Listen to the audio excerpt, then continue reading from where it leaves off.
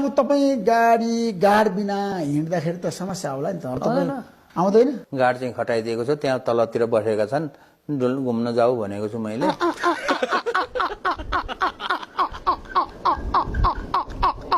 चाहिँदैन तपाईँलाई क्वार्टर पनि नचाहिने भने मन्त्री क्वार्टरमा गएर आनन्दसँग बस्यो हुन्थ्यो नि त किन मन्त्रालयमा बस्नुभयो कहाँ छ र मन्त्री क्वार्टर सबै जलाइसकेको छ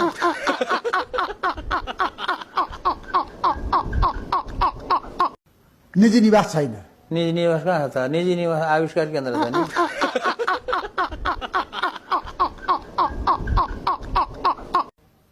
मन्त्रालयमै बस्नुभयो यहीँ सुत्नुहुन्छ यहीँ कहाँ जाने खानुहुन्छ। त आफ्नो घरमा बस्नलाई आफ्नो घर हुनु पर्यो होइन गाडीमा चढ्नलाई आफ्नो गाडी हुनु पर्यो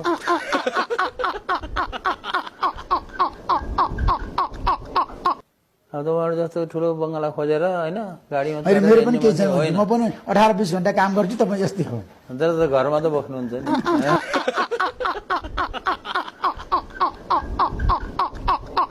मलाई एकजनाले के भन्नुभएको थियो अमेरिकामा पनि तपाईँले कहिल्यै कपडा किन्नु भएन अरूले दिएको कपडा लाउनु पर्यो हो मेरो कोठा छेउमा अर्को एउटा खैरे केटाको कोठा थियो उसले चाहिँ त्यो राम्रो राम्रो यस्तो कमिजहरू चाहिँ झोलामा हालेर त्यो लाएर यसो गरेर त्यहाँ उतापट्टि त्यो चाहिँ फोहोर फाल्ने उसमा ठ्याक्कै हाल्यो मैले देखेँ मेरो अगाडि देखेँ अनि मैले भने किन फालेको भनेको चाहिँदैन भने खै यसले त हेरौँ भनेर मैले यसो हेर्दाखेरि त राम्रो छ हेर्नुहोस् राम्रो छ कमिज छ है सर्टहरू छ टी सर्टहरू छ है यस्तो फाल्ने म लाउँछु भनेर मैले त्यहाँबाट सुरु गरेको हो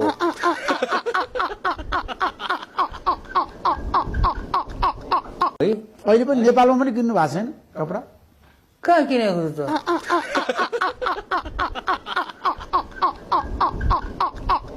अस्ति त म शपथ ग्रहण समारोहमा जाँदाखेरि दौरा सुरुवाल लगाउनु भयो साथीहरूले ल्याए नि